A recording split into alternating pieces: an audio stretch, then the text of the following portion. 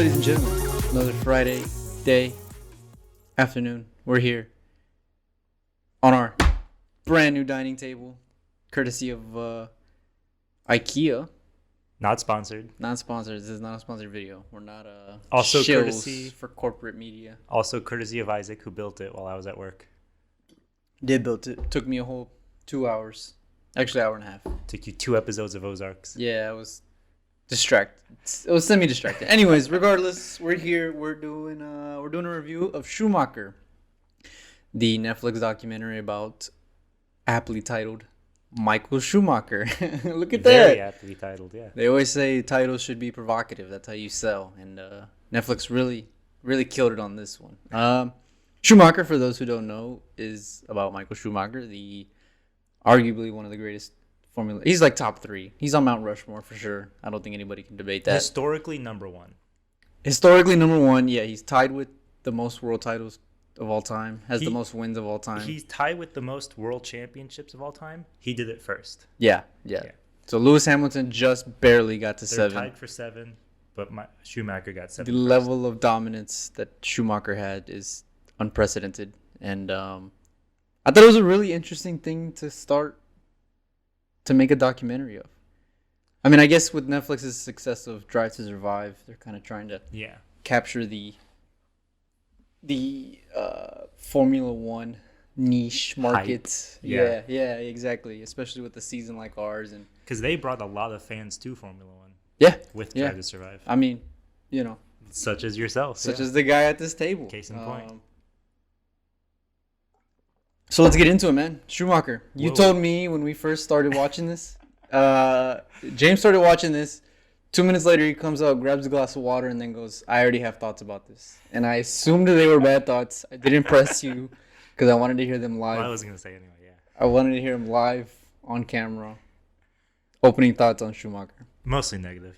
I assume so. Anytime you can come out 2 minutes into a doc and be like, "I have thoughts." Yeah. I figured they were negative. Yeah. Why so? A lot of it just had to do with the kind of documentary it was. Mm-hmm. Which anybody who is a big fan of Formula One, they know what Schumacher did. They know how he achieved it. Especially because so much of Formula One is about the behind the scenes too. A lot of the politics that was going on at the time, the people behind him. Not just him as a driver, but the people on the team and all the other teams, their thoughts and feelings at the time. I don't know. I was disappointed to see that it was kind of a biopic, like we were talking about last week when we talked about biopics. Yeah, I was expecting this to be. At least I would have wanted it to be closer to Senna. Which I forced you to watch afterwards. Yeah. I was like, Go watch Senna immediately afterwards.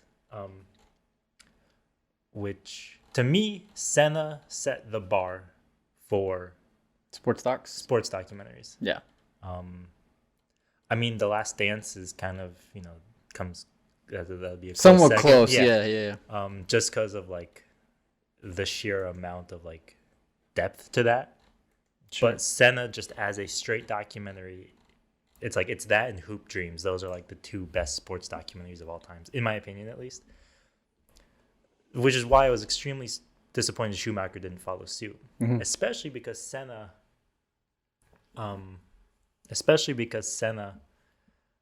is similarly about somebody who was dominant in the time.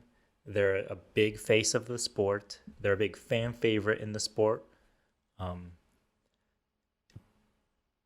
And it approaches the sports document in a very interesting fashion that Schumacher has the opportunity to do because there's so much information and video and footage about him. But it was so generic. Schumacher is such a, like you said, what he did at the time was unprecedented in the sport. Yeah. He was the Richard Petty of Formula One. Or Formula One, yeah. And so it's like to take somebody who did something so unbelievable and unprecedented, and the documentary is just the commentaries, he was the greatest of all time every 5 seconds, and then there's the music will swell when he wins his first race, and I'm just like, a generic take on an incredible story. Yeah, sure. I don't think I was as harsh towards it. I understand what you're saying, and I can understand why you would dislike it. But at the same time, I mean, everybody who knows racing knows about Michael Schumacher. Yeah. I think the documentary's for people who objective. Mm-hmm. Well, because everybody who's watching this film is watching it because they're at least somewhat interested in Formula One or motorsports, or they know the name Michael Schumacher. Yeah. And everybody, if you are somewhat aware of motorsports or Formula One, Schumacher's, what he's done. My grandma doesn't probably know anything about Formula One.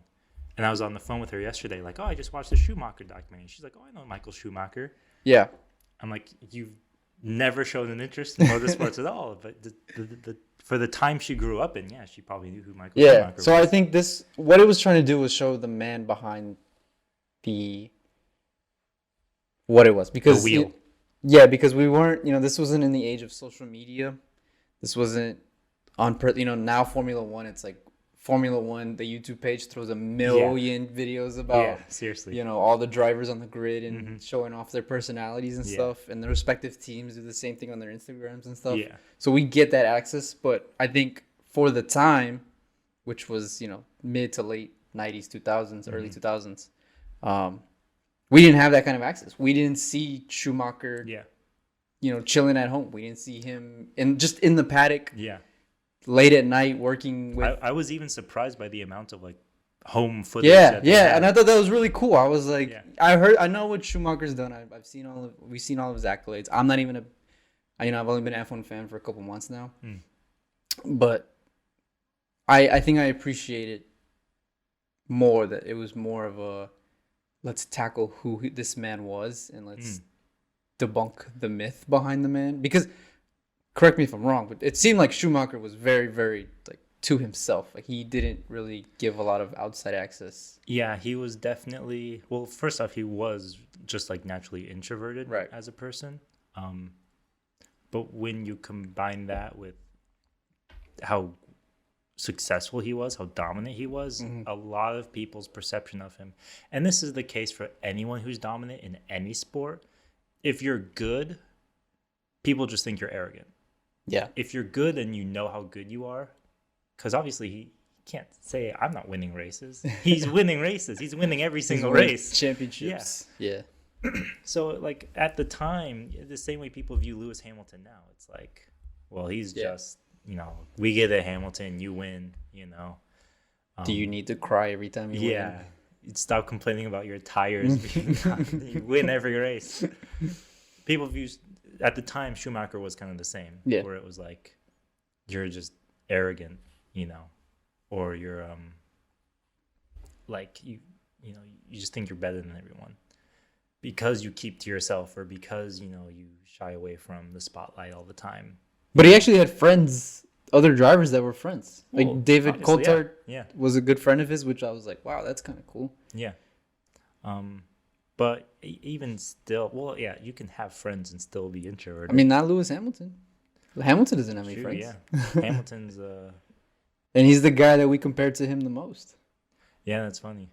Hamilton is good friends with Mika Hakkinen, who comes up in the documentary a lot. Speaking of winners, Jesus, he won a lot out of this documentary. Seriously, I'll say that. Yeah. I knew nothing about Mika Hakkinen other than he was a 2 or 3 time world champion in the late 90s. For I think McLaren, or was it Williams? McLaren. That's all I knew about him. I knew nothing of his personality. I knew he was a Finn because there's always a damn Finn on the on the grid. They love their. But I knew nothing about him, and then him just the shot when he comes out after spoiler alert, Schumacher wins. When he beats Schumacher, or when Schumacher beats him, and the first thing he does is get out of his car and just walk over to Schumacher and be like, "Hey man, good race. That was cool. Yeah, that was fun. Let's do that again next year." I was like, "Oh, that's dope." Like, are we gonna see that this year between Hamilton and Verstappen? Probably not. Like Verstappen didn't even check. Neither of them would even check on the other after they crashed into each other. So I don't think we're gonna get handshake after one of them wins a championship. But I just thought that was so dope. I thought that was like, this is what sports is about. We'll get to this later, but Hamilton and Verstappen are closer to Senna and Prost Yeah. than Yeah. Schumacher and Hakkinen. Yeah. No. So then, Let me ask you this: what did you appreciate about the doc? I appreciated it. I mean, because it's just a generic sports documentary. Mm-hmm. Somebody who doesn't know anything about the sport could go into it. Sure. Whereas I feel like one of the issues with Senna is they don't like tell you anything about what's going on. Yeah. Senna just drops you into You really one of the like, seasons. It's like, hey, Senna's already racing. It's like, whoa. Yeah. Which, give or take, because Everybody has their own creative differences. yeah, Sure. but I at least appreciate that, and obviously because he's the biggest name in the sport. Because when you get into a sport, everyone is like, well, who's the best team, or who's the best player? And for Formula One, it's Schumacher. So to have an approachable documentary about the name most people are going to be attracted to when they're new to the sport, understandable, it's probably going to draw in some more fans. It's just not what I would have wanted personally, as both a somebody who loves film and also a Formula One fan. Senna is more my taste, personally. Yeah, it would have been nice to see. I will say this: as much as I did like the doc, I think it would have been nice to see a little more conflict. I think we had his early years. Yeah. And like, a cool thing that I thought, and this was a big time capsule, was he was the youngest guy on the grid at 23 when he made his debut. Yeah. And now it's like, if you're 23, you're a 6-year vet. Yeah, almost. Yeah. Like I think Verstappen is like 24, 25, and he's already been in Formula One for 6 years. What's funny too, this is a totally random side fact, but he is now forever the youngest driver. To win the world championship? No, Verstappen is now Verstappen. Forever the youngest driver. Yeah. He was 17. Yeah. And they changed it. You had to be 18 or older. Yeah. So he will now forever be the youngest. That's cool. 17 but years I old. thought that was a cool time capsule of showing. But after he leaves Benetton, and maybe it's me knowing my history of like he's gonna eventually win a Ferrari forever. Yeah. It's like there's no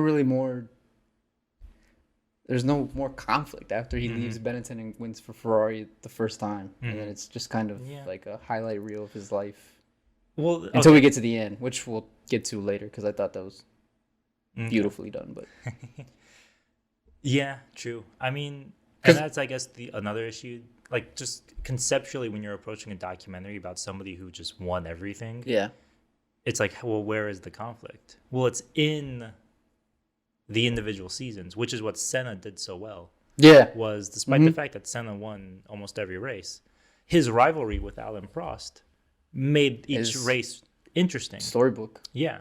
And that documentary focuses like exclusively on that rivalry for the most part, Yeah. And that is engaging and interesting, and that's conflict. What I hated this documentary did was it tried to do what Senna did, but had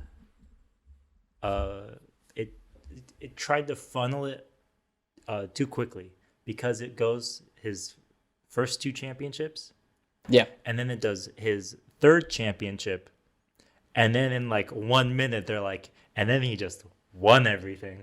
Yeah. I didn't like that when they were.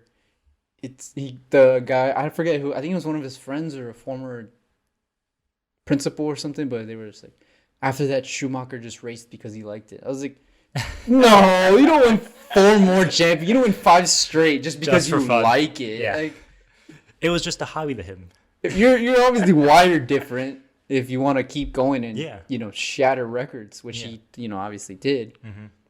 And it's just, I don't know, we could have focused on that a little bit more. I mean, even what's worse too is because they present it in that way, they make it seem like he didn't have any conflict for those championships. That he didn't. Well, that was going to be my next question. Was he that dominant? I mean, obviously he was dominant, but there was no drama in any of those championship seasons? There was 100% drama every single race. Yeah, it's not like Hamilton winning by the 4th to last race. And being 7th and being able to clinch. To some degree, that is the case. Schumacher, however, um, Look it up. first off, he had a lot of issues with his second drivers. Every team has two drivers, and somebody like Schumacher is on your team. You're gonna give him a lot of priority. So that was like, who wants to not get priority, basically? Who wants to be on the team with this guy and not win any race? And that led to a lot of ego drama between him and his teammates, because it would be like James, it's Valtteri, where it's like you have to concede to Schumacher because he's Well, what happened to Rubens, didn't it? Rubens, Barrichello, yeah. Okay, which pronunciation. Barrichello. He's Brazilian. He is. I remember watching that on one of the things that Formula One put, that they made him go, and Schumacher was like, "No, this is stupid. Like, why did we do this? Yeah. You gave Rubens. This was a win for Rubens, and you just And you had to give it to me. give it to me." Yeah. And he made him put it on the podium, and that was a big kerfuffle. I think sponsors were mad, and there was a big fine for Ferrari, which would have been cool to bring up, because that would have been something to show the man of Schumacher, of like, this guy. Because Schumacher and all these top guys, the thing I've learned is they just love to race. Oh yeah. Nothing is more pure. Like when I was watching the Senna documentary, and Senna was like, or when the guy who asked him, what's your fondest memory of racing? I was like, when I beat Prost, or when I beat Hakkinen, or whatever. And his thing was, back when I was karting at 16 years old, and this guy and I were just going back and forth all season. There was no politics. It was just pure racing. I was like, this is what these guys are. They just enjoy the sport and actually driving a car miles ridiculously fast around corners. Ridiculously dangerous conditions. And so I think that Schumacher is also like that, because obviously the thing with Rubens. And it's just like, we could have focused more on that. On his conflict with the politics of the sport. He enjoyed just the pure craft of racing. And I don't know. It would have been nice to see. So let me ask you this then. As somebody who appreciated getting to see the quote-unquote man behind the wheel in this documentary, what do you feel like you learned about Schumacher? Did you learn anything new, or did you grow an appreciation for something he did different? Well, I mean... Or let me ask you this. Do you feel like you understand now what made Schumacher so great? Well, I don't understand anything about race cars, so not about the mechanics of the cars themselves. But to say like what made Schumacher so great, I don't know shit. Like, he turns a quarter of a second quicker and he brakes half a second faster. I don't understand any of that. But to answer your question, I think it just kind of opened up the veil of who the man was, and to show that he was human, even though he looked like To what degree? Give an example. Even though he looked like a damn Terminator on the race. Well, I mean, he looks like a damn Terminator when he's on the racetrack. Anytime he's in a jumpsuit getting to his car, he's always serious face. He's like walking around. He's never, even on the podiums. He literally just phases through objects. Yeah, like he T1000. Pulls a Neo, whatever his face is, and just comes through and stabs people in the face. No, I'm just kidding. But I thought it was cool to show that, to unveil that about him. Because to me, he always looked like a Terminator. At least in everything I've seen about him. Give an example. I'm telling you. Like, every video I've seen of him. Specific. You want me to pull up my YouTube history? I don't know. Videos I've seen of him, and him, interacting with people on the grid and driving. Yeah. It's just, which is why I like to Drive to Survive, because you actually get to see the guys, their personalities when they're not, trying to ram each other into corners, a la Lewis Hamilton or Max Verstappen. But I definitely that's what I appreciated the most, and I thought it was a good tributes, because he's still alive technically. Yeah. Let's talk about the ending. Okay. How did you feel about the ending? The last. I am glad that they didn't Mercedes. So, because you knew they had. So for anybody who doesn't know, yes. In 2013, 14, 2012, I believe. One of those years, early 2010s. I guess I have Wikipedia open right You here. literally have his Wikipedia page open. But anyways, he had an accident. I'm gonna say till 2013. You're right. So they were in France. He was in France with his family. There was a skiing accident, and he was put in a coma. And since then, we haven't heard anything about him. The family hasn't said he's dead, but as far as his status, His condition, who he is as a person, we it's don't know anything about they him. don't let on any So, information. Which, to be fair, everyone is respectful of. I Yeah. mean, this guy is the greatest of all time in this sport. There was such when this documentary got announced, the biggest fear I saw most people have online was, are they really going to let us know what Schumacher's condition is? Like, we don't want to know. I'm gonna be honest. I half expected the last shot or I something actually was kinda gonna did be him wheeling himself I out on a thought they were going wheelchair to do something like that or something like Yeah. that. I was like, I what was the like, hell? I was going to be ready to like pause it and not continue on. Yeah, that's why I stayed off the Formula One Reddit until I Yeah. watched this because I was like, this is gonna be the top page. Yeah. But people were like worried that they were going to reveal anything about his condition because everybody just is like, if you don't want to say, we'll respect that. We will respect your privacy. And they don't. In the documentary, it's just the family talking about, they leave it very ambiguous, but also you enough. can paint a picture Yeah. of because I think Mick, who's the son, talks like, I wish I could talk to my dad. He's with us, and then the wife goes like, he's with us, but he's different. He's still with us. I take care of him.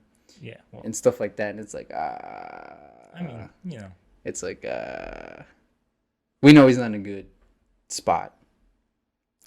to me, But regardless, as how a- did you feel about that? How did you? Yeah, Did you appreciate that? as a fan, I mean, yeah, I appreciated that because I didn't want them to like reveal like factually the status of his condition. Yeah. To be like, he has to eat through a feeding tube and he talks like he's a smoker or something like that. Sure. So I'm glad they didn't do that. In terms of like how they actually talked about it, it's fine for me. I'll be honest, it a little melodramatic a bit towards the end for me. Yeah.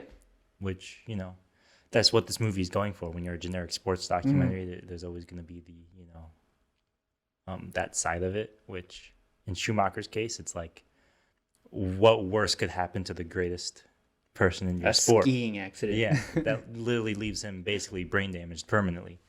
So that's I think there's a line in there too where it's, I don't know if the wife says it or one of the friends, but they go, Michael had been overlooked by fate so much that it felt like the bill was due or something along. I'm paraphrasing what they said, but I thought that was very profound because it's, you race cars for a living. You don't know if you're, obviously you don't know if you're going to make it on the other side. Okay. Yeah.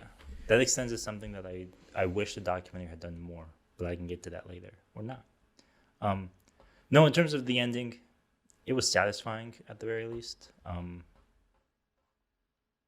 That's really all I have to say about it. So what was your point? My point was that something I wish the documentary had showed even further was, and this is again goes to more conflict that they could show in the documentary instead of just saying he won everything. Schumacher had a reputation for being a good driver, but a really dangerous driver. Yeah, that's what I heard a lot too. It kind of like the Senna quote, if you no longer go for a gap that exists, you're not a racing driver. Schumacher was like creating gaps, famously, and it's somewhat covered in the documentary where he would just like kind of just drive into people and just turn into them in the corners. That scene with Coulthard, Yeah. he's like, you have to accept responsibility. He's like, no, I don't see it that way. Yeah, he's I like, was like, dang, like, that's just how wired these guys are. but even just outside of that, Schumacher just had a reputation for being a dangerous driver. And part of that is he was always pushing the car to its limits. Part of that is what made him great.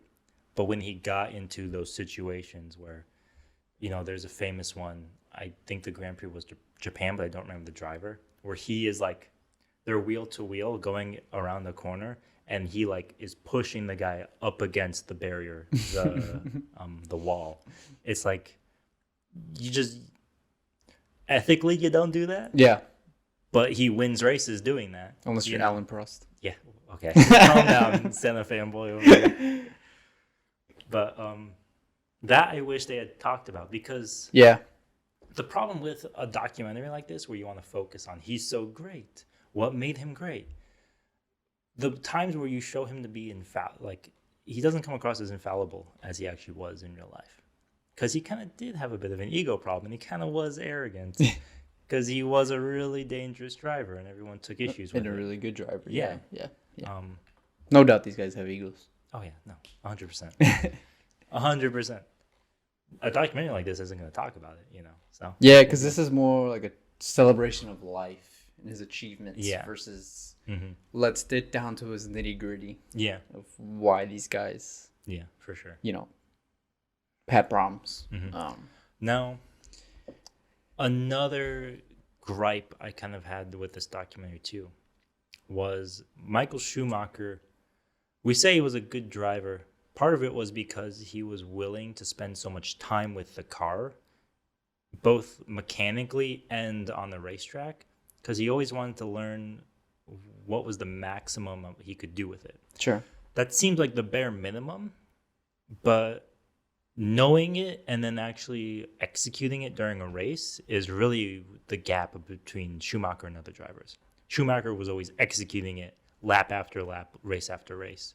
Other drivers knew the limits and they could use it when they needed to, but they weren't willing to do it as often as Schumacher was, because that was how he was getting ahead. That's how he was winning. And that's like, that out of most of what made Schumacher great is probably explained the most. I think one of the big takeaways you have to take away from this documentary if you watch it is that Schumacher never left the garage. Yeah, I mean his wife. There's a scene dedicated to that where his wife is like, he would eat dinner with me. We would talk for 10 minutes, and then he would go and do his own thing for 2 or 3 hours, and I would just sit there waiting for him to come back, and then he would come back. We would talk some more, and then he would go back. Jesus Christ, that's exhausting. But he was that dedicated to racing. Mm-hmm. Or even he just knew the name of everyone on the team. Yeah. It's like he lived in that environment, which is a big contrast to kind of what you would see in the earlier generations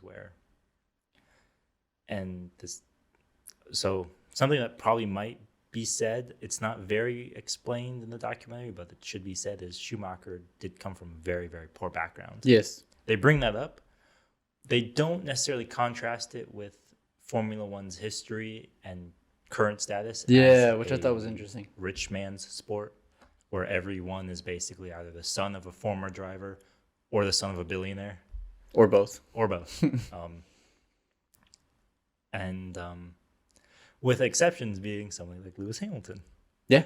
Which is another, neat little through line for the two of them. Or Senna was rich, never mind. I was going to say Senna. No, he came from money. But I mean, Esteban Ocon, the Hungarian Grand Prix winner a couple weeks ago, he was poor. Yeah. Well, poor is relative for everybody. Well, I mean, they sold their house to. Yeah. Then they covered this in Drive to Survive. They actually sold their possessions so he could have a racing career. And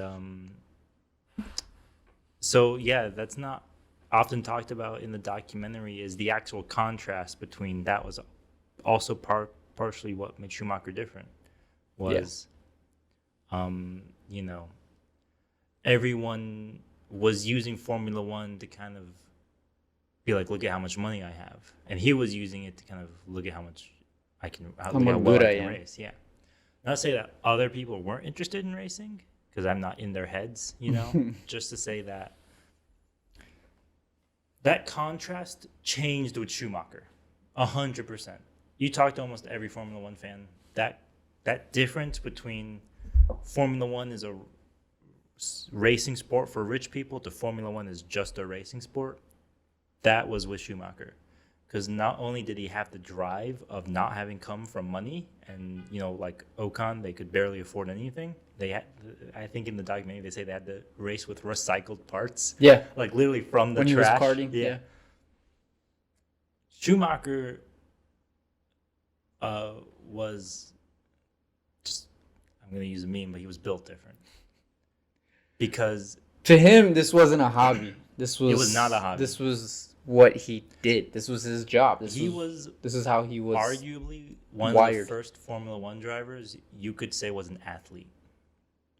Yeah, And he treated himself sure. like Yeah, an because in the athlete. 70s and 80s, I don't think you could say that these guys were They were the most smoking physically. between breaks. Yeah, I mean, They there's were a just- wonderful picture of Nicky Lauda and James Hunt at dinner. Yeah. And Lauda's, James Hunt's this flamboyant Yeah. playboy, but he has this big white shirt, and you can see his chest hairs, and Yeah. he's smoking a cigar and drinking. Yeah. Both of them have like bottles on their table. That was the contrast. And Schumacher, there's literally I was mad at the documentary because there's one scene where they show him like in the weight room or something like that. And He's just working out. He had an incredible fitness regimen because he was like, the car is a machine, but so am I. And I have to be able to, if I'm going to push the car to the limits, that means I am pushing myself to the limits.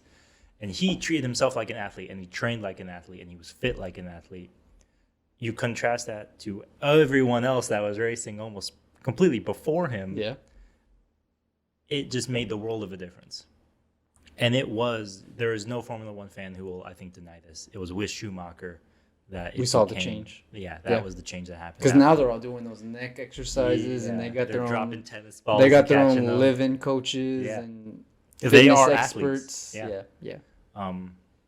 And that was really what separated Schumacher, was his mindset and how he treated Formula One, just racing in general, I guess I should say. Yeah.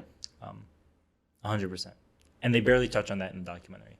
So just as somebody who like knows him as a person, I was like, I didn't really appreciate that. Yeah, for a documentary that, talks about arguably the greatest, I think, he's definitely top two. I like how he went from top 3 to top 2 now. Is he going to be your top 1 by the end of the documentary? Or is Well, Senna it's gonna be kind of your- hard to. You can't. I don't know. That's another debate. But for a 2-hour documentary about one of the greatest drivers, I use that broad term, to not show the impact that he had on other racers and the sport It's as a a whole disservice. Yeah. was a little bit of a They disservice. do it one time. Sebastian Vettel shows up at the Yeah, end. as Vettel comes up, and I was really disappointed because Vettel was a big part of when the trailer came out. Vettel was in it, and all they did was take the part from the trailer or the part that he's actually in the movie and put That's it it. in the trailer. Yeah. And I was like, really? Like this is one of the most iconic drivers of the 2010s, Yeah. and you're gonna not feature him more? I mean, Probably one of the second most iconic German drivers. behind Michael Schumacher. Yeah. Yeah. Um, Wait, you're not counting Nico or Kiki Rosberg? Keke was German. Or Nico- no, Keke was Finnish, and Rosberg is Rosberg's German. technically from Germany. Yeah, technically. He drove under the German He flag. drove on the German flag. No, I would not count him. That's fair. They're I was definitely confused they're for a definitely not second, top but two. They're definitely- Keke was Finnish. Okay. His I son assumed- Rosberg races for Germany. Okay, I assumed one of them was. Anyways, There's always a Finn. there's always Finnish a person. damn fin in the paddock. Now let me ask you this, because I forced you to watch Senna. Yes. How do you compare the two documentaries, just in terms of just as film? Senna had more conflict in it, and it was less about the. I guess It was a celebration of life, but at the same time, it was more of this is the guy. And what he could have been, and what drove him, kind of similar to Schumacher, but I think Schumacher was more. Let's just watch a highlight reel of some of his best moments. And Schumacher and or Senna was not. And Senna was more like we're gonna actually go through each season from his debut all the way until he dies. Spoiler alert: Ayrton Senna dies. It's not a spoiler. It happens in the Schumacher documentary too. But that was cool. It was a cool little overlap. You know what's Watching the funny? Schumacher doc first, and then going back and watching Senna, and seeing that overlap, and seeing what was really interesting to me was Senna. They have that death, and it really rocks Senna that weekend before he died. That practice, and seeing how much it affected him and how much it changed his psyche, and the same thing happened to Michael with Senna's death, and I was like, oh man, that's that was both cool and also like, man, that sucks for these guys. Yeah, it's crazy. You know what's weird too is that in the Schumacher documentary, Senna dies towards the beginning because it was early in Schumacher's career. And then later in the documentary, Schumacher has a big crash, and they talk about, it's a dangerous sport. People die. We have to be more safe. Senna's death was like an overhaul for the safety in Formula One. Yeah. Schumacher probably lived through that crash because of changes that was made due to Senna's death. Yeah. It was literally a lot like, it's weird how many parallels there are in motorsports, but it's almost like Earnhardt, Yeah. Where it's like Senna and Earnhardt die, and there's so many safety changes that nobody dies for years afterwards. Yeah. And that's just obviously speaking in terms of death. People get injured all the time. Sure. Shout out to Romain Grosjean. But like the actual, like, I guess generally speaking, the dangerous nature of the sport was pretty dangerous, addressed after the death of Senna. Yeah. For sure. Which, for a Schumacher documentary, they want to see it through his perspective. So when it gets dangerous for him, they're going to bring that up. But the other thing I didn't like is that, pretty cool. In a weird way, I feel like they kind of blamed him for Senna's death.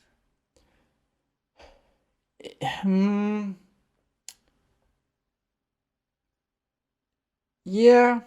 They blamed Schumacher? Yeah. Kind of, because, the people behind the Schumacher, who was it, his friend or something that said it? I know what line you're talking about, but it was like a friend or something, right? Yeah. That was said, Schumacher, Senna was pushing himself extremely hard because Schumacher was right behind him. And I was like, well, I don't know. That's just racing, though. You never want it's anybody. Just racing. Yeah, you don't want to be the driver behind the guy who dies. Yeah. But it's like, also at the same time, I feel like they kind of came. They weren't like, we're blaming you. They were kind of like, well, correlation. I don't know, because it's racing. Like, the whole point of effect. racing is to pass one another. And to say they were blaming Schumacher, I think if anything, they were trying to give compliments to Schumacher that Senna was so scared of Michael that he was willing to. He was willing to go into a wall to cut laps. No, I'm just kidding. No, I don't know if they would. I'm just kidding. But no, I think it was just kind of like Senna saw Michael so as a threat, as an equal, that he's like, I'm just gonna push this car to the absolute limit I can, and unfortunately that involved losing steering, or we don't know, but the thought is steering. I really liked Senna though. I think it was cool that it went season by season and really highlighted that rivalry with Prost, which I think Schumacher could have done more with Mika. Yeah. And obviously, there was the infighting with Rubens and Ferrari in general, which is always interesting to me. And then even later, now that I'm thinking about it, I'm really disappointed this documentary didn't cover Alonso's win. In 2006 when he or 5? Broke the streak. Yeah. Fernando Alonso's not even present. That would have been cool to have a little. Yeah, because that's the whole. I mean, isn't that basically why he retired? He raced for like 3 years after that, and then he just retired. Yeah.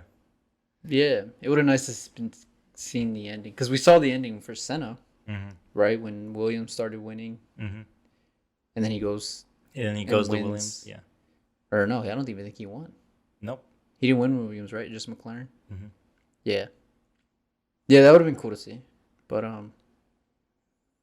that's just the thought I had right now. Yeah. So here's, for me, what I love about the movie Senna. It's a good thought. I'll say this: there's no commentary.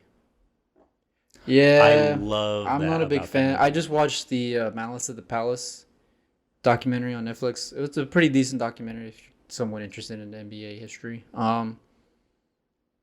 And I just don't like. I don't really like when we cut away to people standing in a living room like this. Like this. And they're like, this is, whatever. Like, it's all voiceovers, or it's clips of Senna talking in news clips, or, behind the scenes fault footage. That's when I say that Schumacher is generic, that's really what I'm talking about. But that's that's a personal preference. Everybody has their own. Like, The Last Dance, I think probably does it maybe better. Yeah. There's a couple of 30 for 30s ESPN does that are do that style, and it's pretty good. So I think it's just personal I think preference. it's personal, but I mean, it's so well done in Senna. Yeah. No. Yeah. That's a good point. Yeah. It's like it's almost just You're a reliving narrative it. film. Yeah, To me, it feels like you're reliving it. because You're then watching newscasts and Yeah. actual footage at the racetrack yeah, and it Senna talking to it, cursing an FIA director in the driver's driver briefing. briefing. It's like you're there in the moment. Whereas with Schumacher, it's just like, let's look back yeah. at And I kind of personally prefer that Yeah. Senna approach. Sure. I just think I was disappointed Schumacher didn't do it because there's so much footage around it. Yeah. Because that's what's most impressive about Senna was the amount of footage they had of it. Yeah. I'm like I remember watching this documentary and being like, who was filming at this time? Why did you have a camera at that moment? My favorite one is when they're all in Brazil and he's in his room with only shorts on. And there's like 4 chicks around him. I'm like, who is this? Like, why are you filming this? Yeah. This is incriminating evidence. Pretty sure Senna has a wife. No, I don't even know if he was And- married. But yeah, I thought I was like, Yeah. that's cool. But also why? Yeah. But that's what about Schumacher. I was like, okay, clearly you have all this both Formula One related footage and home footage. Yeah. Like there's a scene where they go to some place in Norway Yeah. and they have like a mini family vacation Getaway. and they have footage from it. And I'm like, so clearly somebody was filming at these times. Just let those moments speak for themselves. That's what I appreciate about Senna is everything just speaks for itself. Yeah. They don't explain the sport. They don't explain the rules. They don't explain anything, but it still speaks for itself nonetheless. It's just it plays more off like a narrative film than it does a documentary. And that's really, spoiler alert, when I was in high school, the documentary Senna was what got me into Formula One. Because I was like, this is just good filmmaking. Hopefully the sport's like this. It wasn't. For a little bit. It wasn't for a little bit. But now it is. Yeah, I think Now we're getting a repeat of 2016. Now, with the crowds gone, there's no crowd shots every 5 seconds Yeah. during a race. Yeah. Fortunately. But that's just for me. That style I prefer for. Sure. It's valid. Yeah. And also in terms of content, because there are so many moments that they show in this Schumacher documentary, I feel like they could have just let speak for themselves. There's 2 famous ones. First, there's him and Heikkinen, where he's showing him, they're standing next to each other, and he's showing him, like, when you're turning into the corner and you take this line and, you run into me. That one image or that, like, conversation they had by their cars after the race is, like, a very publicized photo of the 2 of them during the rivalry. But there's commentary over it in the movie. However, one moment that they did well, kind of, there's commentary over it, but they let it speak for itself for a little bit, is when he pisses off Senna. And Senna goes and gives him the business. I thought that was cool. You were talking about how much you appreciated that. Yeah, that was cool. He pulls. So for those who maybe don't want to watch it or did watch it, it's the scene when he goes. So Senna crashes Schumacher crashes into Senna. This is, by the way, Schumacher's debut season. Like one of the very first races he's ever raced. They crash, and so Senna he dresses whatever, it's the end of the race. He walks over to Schumacher, pulls Schumacher aside, and is like, hey, we need to talk. And Senna immediately starts pushing cameras out of the way, starts pushing people out of the way, and pulls them to like a kind of a deserted side of the grid, the paddock. And he's just like, listen. He's like, listen, I'm not mad. I just want you to know that you fucked up. It's okay. Just don't let it happen again, okay? Because this is how we race, and this is a real thing. And I was like, this is dope. Yeah. Like, this is pure, unadulterated, 2 racers, and for Senna to have the wherewithal to be like, I'm not mad, I'm disappointed. Yeah. The Zac Efron line. Yeah. I thought that was really cool, and it showed a lot of both of their personalities. Yeah, I just wish that of those moments, they just let them speak for themselves. There was more of just that. show the footage Sure. that happened. Don't put commentary over it. Because they're showing it, there's somebody talking, and they're like, Schumacher was a young driver, and he butt heads with a lot of the pros at the time. And like, I would much rather listen to what the pros were saying to him if you weren't talking over it. Yeah. I hated that so much. Yeah. Personally. Stylistically, not to my taste. Okay. Did you notice how so when they bring up someone's name and they say like what their job was, you notice how it changed multiple times? It changed on what part of the career we were at. Yeah, I thought that was cool and I didn't like it. Because they did it for Mika. I remember they did it for Mika Hakkinen in the beginning when they were talking about him like early in the career. And it said Formula One driver, 2-time world champion, 97, 98 or whatever, 98, 99, whatever. I don't know the years off the top of my head. And then when we go to those championship years, it cuts back to Mika Hakkinen, former Formula One driver. Yeah. I was like, what? Yeah. I was like, we know he's the world champion. And I remember I caught that when they were doing one of the talking heads was James Allen, where it went from like Formula One journalist to former Formula One journalist to biographer. Yeah. And I was like, that was a weird choice. Yeah, I understand it. I feel like they could have done it in a slightly more impactful way, but I don't even think it need to be impactful. Just, why are you going to change it if we already know? Yeah, especially because the film doesn't delineate itself between years as easily as Senna does. Yeah. Which is part of the thing with it being a let's look back, as opposed to Senna, which approaches it as like a let's just tell the story from beginning to end. Sure. This is more of a let's look back at greatest hits. Yeah. Where Where would you rank this all time in sports docs? Have you watched a lot? Well, let me ask you this: Have you watched a lot of sports documentaries? Okay. Which ones have you watched off the top of your head? Senna. Other than racing ones, Ford versus Ferrari doesn't. There's only racing. Ford versus Ferrari doesn't count. Honestly, not many sports documentaries. As far as now that you put me on the spot and I have to think about it. Yeah, Hoop Dreams is a really old one where they follow high school basketball players into their professional careers. That's a really, really old documentary, and even then, that has that narrative element of that's not even a look back. It's just we're going forwards in time in real life. That's on Criterion Collection too. I'd recommend it. Other than that, though, Remember the Titans. That's a good one. It's not a sports doc. The Mighty Ducks. Oh, jeez. All right. Dude, Miracle on Ice. All right, that's enough of that. True story. I don't know where I would put it. It's just generic to me. Not boring. No, it's definitely a good watch, okay, especially if you're a big Formula One fan. Well, if you're a big Formula One fan, or not even if you're a big Formula One fan, but just know of Michael Schumacher. Yeah, at the very least. And if know you of knew of him and were curious, if you like Drive to Survive, you'll probably like this. Probably, yeah, for sure.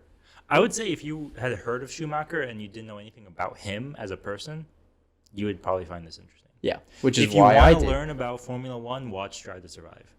If you want to learn about Schumacher, watch the documentary. Yeah. Which is that's what it was trying to accomplish, more or less. I don't think it was trying to introduce people to the sport in the way Drive to Survive was. Okay, just documentaries in general. Where would you rate this? Low. Low. I don't even know where I would put this. I mean, to me, my favorite documentary of all time, and I've seen this one like 6 times, is Free Solo. That's fantastic. I love that movie so much. I think that's probably the apex of, because you get a little everything, Unintended. right? You get what we were talking about with Senna, like this narrative story. We get to, like with these 2 films, we get to see the person who's doing this feat. It's also a dope feat that he's doing. It's interesting how he does it and what makes him great at it. He's Alex Honnold, something like that. Enough. Alex H. I'm gonna call him Alex H. He's a wonderful character. Shut up. He's a wonderful character to follow for almost 2 hours, I think, hour and a half. He's an interesting specimen to examine. But when you say it like that, now I feel bad.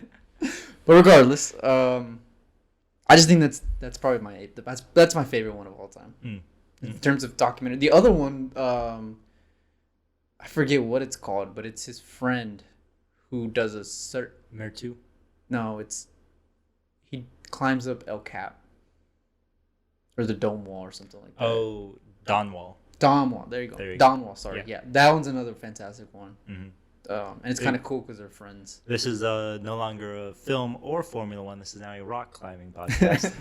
No, I just think when I'm in terms of rating documentaries, how well documentaries are, I think those two are the top. They are really very well made. I actually didn't like The Last Dance that much. Yeah, understandable. I didn't think it needed to be 10 episodes that are an hour long. Also understandable. And it didn't really. I guess the way you feel about Schumacher is how I feel about The Last Dance. Yeah. Where I didn't really learn anything new. Yeah. And there's so much cool footage that could have came. But like how you feel about Schumacher, if you're a new fan, The Last Dance. Yeah, if you're like me and you don't watch basketball at all, The Last Dance is pretty interesting. Not a bad documentary, but it could have been better. Yeah. Any last words? I think if you're interested in Formula One, watch Drive to Survive. If you want to know the history, watch Schumacher and Senna. If you want to know how the sport works, watch YouTube videos. Yeah, that's how I learned. Trust me, if you try watching a race, nothing is going to make any sense. No, nothing will make sense. Though there have been some good races this year. I mean, we just had Monza. That was one of the craziest races ever. But, I mean, there's Monza, really no substitute for like watching a race. Hungary. If you're willing to wake up early in the morning. That's the only problem. I think that's what's stopping Americans from getting into it all the way. It's all in Europe. Because we're going to be at Sochi. Yep. And it's at 6 a.m. It's at 6 a.m. Which Texas time. Good for me because that's the time I wake up every day. That is not the time I wake up. So probably be watching that one on the old YouTube highlights. Oh, no. Yeah, I mean, Schumacher as a documentary, as a film, I'd give it maybe 5 out of 10. All right, now let me ask you this: Who's the GOAT? Who is the GOAT? Who's the greatest of all time? Statistically, it's Hamilton. Sure. Personally, I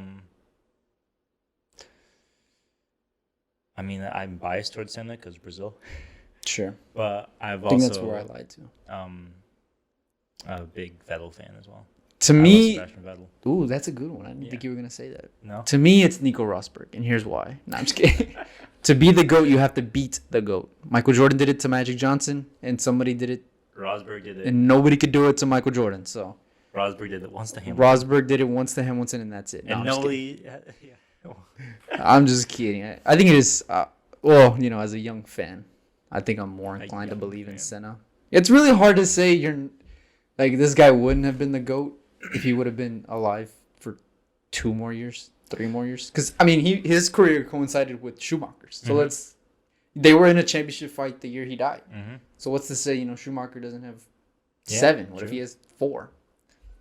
True. Yeah. I mean, we're just playing what ifs now, and that's probably my least favorite thing to do in sports. But Senna gets remembered because of his death. Mm-hmm. Because the parallel is there with Earnhardt, but Dale Earnhardt was a 7-time championship in NASCAR by the time he died. Senna had only won 3 championships, which was impressive, and it's a lot, but Lauda had did that before him. He had the 2nd or 3rd most wins, right? I mean, he still has the number. In terms of wins, yes. 5th, but in terms of championships, he had the most poles. Yeah. By the time when he died, I think he's 5th all time in wins now. I think he's 2nd all time in poles. He was a good driver. At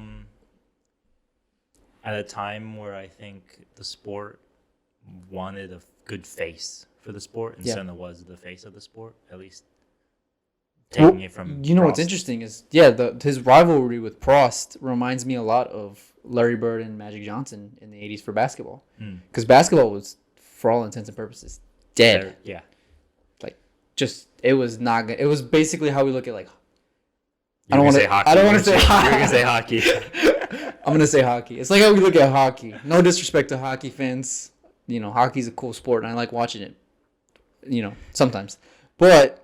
It's like how we look at hockey nowadays, where, not a lot of national interest. Mm-hmm. And then once Bird and Magic, these 2 hot shots from, there was so much written just between the personalities.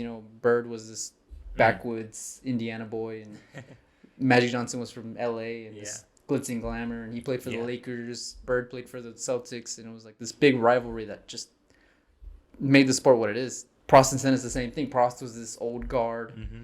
He was French, which at the time, for the French, I think they dominated Formula One, right? They were at least he did, yeah.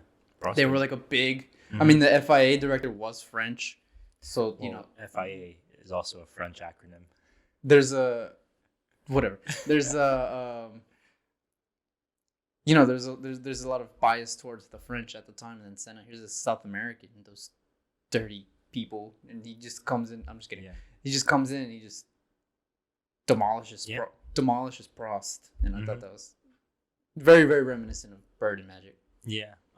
Which helped the sport grow. I mean, there was a scene where they're talking about how the guy who ran Formula One, I think, was it Bernie something? Ecclestone. Yeah. Yeah. He selling TV rights that nobody had ever heard of, and in the Schumacher documentary. Yeah. Was it Schumacher or Senna? I think it was Senna. It's been a while since I've Yeah. seen that. No, that's fair. Because he shows up in the Schumacher documentary. But regardless, Yeah. They're able to sell TV rights. People are watching it on the news. They're it's making the news. Oh yeah, for sure. This really like almost niche sport. It was probably the Senna documentary then. And it just kind of exploded after that, which I thought was kind of cool. Yeah. I mean, Senna gets remembered because he died. Yeah. I mean, nobody is like, that fact isn't like a hot take. Sure. I think most Formula One fans know he's a good driver. Not that he's like overrated, because he was a good driver, You don't win three world championships being garbage. Yeah, pretty much, yeah.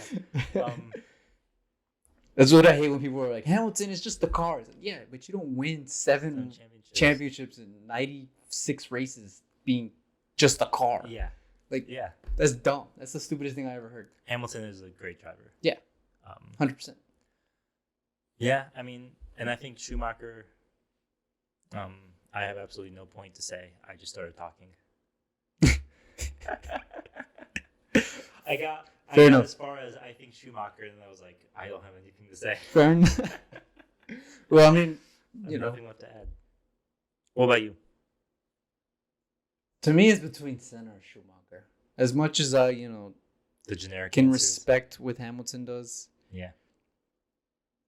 It's really hard to say you're the best when the only other person in your car. I'm not saying it's just the car that Hamilton is winning, but the only other person in your car and is not allowed to win for 4 of the past 7 years or 6 years, I guess. It's kind of like, really? Yeah. Like, that's one you're of those basically things too. being gifted. Like, yeah. Like Senna had to fight his own teammate to win a title 2 of the 3 times he won. Yeah.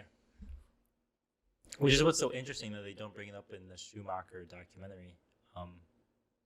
Because when people think about Schumacher and Hamilton are both fantastic documentaries. Sure. Or they're both fantastic drivers. They're great drivers. Yeah. They win because they're good at winning. Sure. Yeah. And they're good at driving. Most of their wins were 1-2s for their teams. Yeah. And I think most people might, looking back, if you're just focusing on Schumacher, you'll overlook that. But it's like... But you're bringing out when it's Hamilton. Yeah. Yeah. Well, not just that when it's Hamilton, it's like people forget that. They're like, I mean, yeah, Hamilton is dominant, but Valtteri was second in every race he ever, Hamilton won. He was second. Same with Rosberg, It's like, that's just, I don't know, what can you? The life of a second driver. All right, before we go, favorite part of this Schumacher doc? Definitely his fight with Senna. Yeah. Because I actually hadn't seen that before. Yeah, no, so I was like, I had not even spicy. I didn't even I don't know. I just didn't think their careers overlapped. I knew they overlapped, but I didn't know of that part of that history. In the 80s is like, it all goes over my head. Yeah. The 80s and early 90s all go over my head. I think it wasn't the 80s. That was my favorite part, but for the sake of discussion, I think I'm going to say I really liked when they give that segment of how dedicated he was to racing, and they're showing him around the racetrack, and there's a really, really cool shot, and it's so dope, is when he's driving around, and it's dark. It's like pitch black out, and all you can see is the brakes, the red hot brakes as he's going around corners. I was like, that is so cool. I was like, that's a cool shot. Yeah. And just to see, him in the actual garage working. Any directors making a Formula One movie, if you don't use that shot, if you don't replicate that in your movie, you're dead to me. You failed. You're dead to me. You failed. You also are obligated to have a shot of a first-person view of somebody coming out of the Monaco tunnel.